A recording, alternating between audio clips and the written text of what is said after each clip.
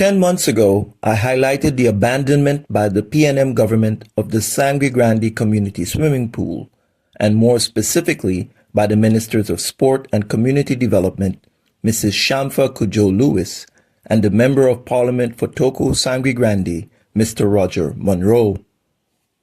It is disturbing to me, yet sadly, not at all surprising, that since that video and the subsequent coverage by the local media, nothing has been done to reopen the pool.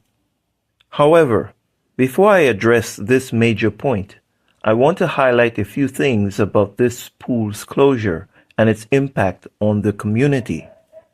The Ministry of Health has been on a nationwide campaign visiting homes and businesses to ensure that members of the public do not inadvertently provide conditions for the breeding of the Aedes aegypti mosquito in order to combat the spread of dengue in the country.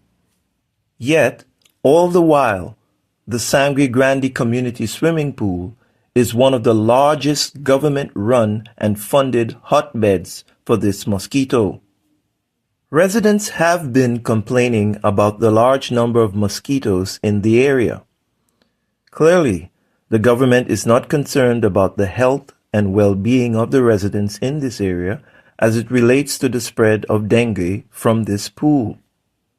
On the Ministry of Sport and Community Development website, it states that the pool was closed over 3 years ago due to a faulty pump and filtration system to avoid potential risks to water quality and safety. After all of this time, the long-standing water in the pool has a distinctive green hue as a result of the dead frogs and moss that have accumulated within it. Yet, after several years of not being in use, no one in this ministry, nor the staff who are being paid to maintain this non-functioning pool, saw it fit to empty the water from it. Real people getting dengue up there with that pool. Real people, big mosquito like fly. I have to fix that, but I'll do something about that. It is clearly a health hazard. This lack of oversight and care for the surrounding residents is quite damning. In a press release, the MSCD unveiled plans for the extensive refurbishment of the pool, which per a Trinidad Guardian article is estimated to cost over $1 million. Also in this article, published on December 12, 2023, the ministry explained that in 2022-2023, requests for work to be done on the pool went out for tendering, but on both occasions, the contractors failed to submit the required documents, and the process was not fully compliant with the new procurement legislation. However, if we are to believe the MSCD, all that was needed to restore the pool to its full operation was a pump and an updated filtration system. Surely, since 1975, when this pool was first opened, repairs and general maintenance would have been carried out without the need for an extensive refurbishment budget, and surely the pump and filtration system were changed numerous times since then. Furthermore, why does it take several years for contractors to satisfy this process?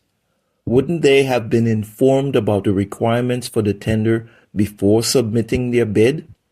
Additionally, since then, the government has given out numerous contracts. Why is this one stalled? Also, according to the Trinidad Guardian, the MSCD stated that once the work is started, it should be completed in 3 months. I sincerely have my doubts about that. Earlier in the year, information came from the authorities that work would begin on the pool at the end of June of 2024. We are almost at the end of October, and still nothing has been done. What is even more disturbing about this entire fiasco is that the government has been paying several members of staff to show up to work at a non-functioning facility for several years. The MSCD explained that the reason for this is due to the contractual arrangements they have with these employees. However, members of the public can't use the pool. Therefore, they don't process applications or fees for its use.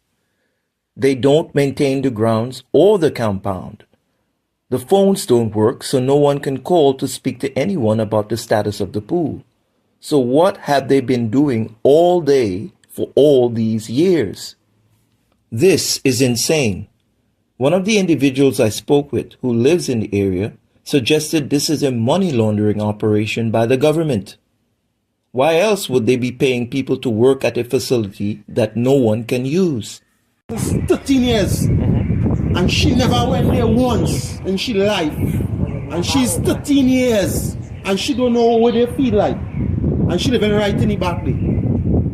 I have a niece is 18 years. She only went there 2 to 3 times, and that was it. Can ask anybody around here about it. More than 10 years they close by. Let's try to fool people. And we're close for a pump. A pump, you know. Everybody they getting full salary every month. A failure. Then after that, want to know why the country so. The Ministry of Sport and Community Development, in collaboration with Sport TT, is responsible for the management and oversight of all community swimming pools in Trinidad and Tobago. That said, mismanagement, corruption, and a lack of accountability by our elected officials continue to plague every facet of our twin island republic. Please don't forget to click on the subscribe button just below this video. This helps to promote the channel to other members of the public. Also, please like, comment, and share. Links to the Ministry of Sport and Community Development website as well as the Trinidad Guardian article are in the description. Again, thank you for your support.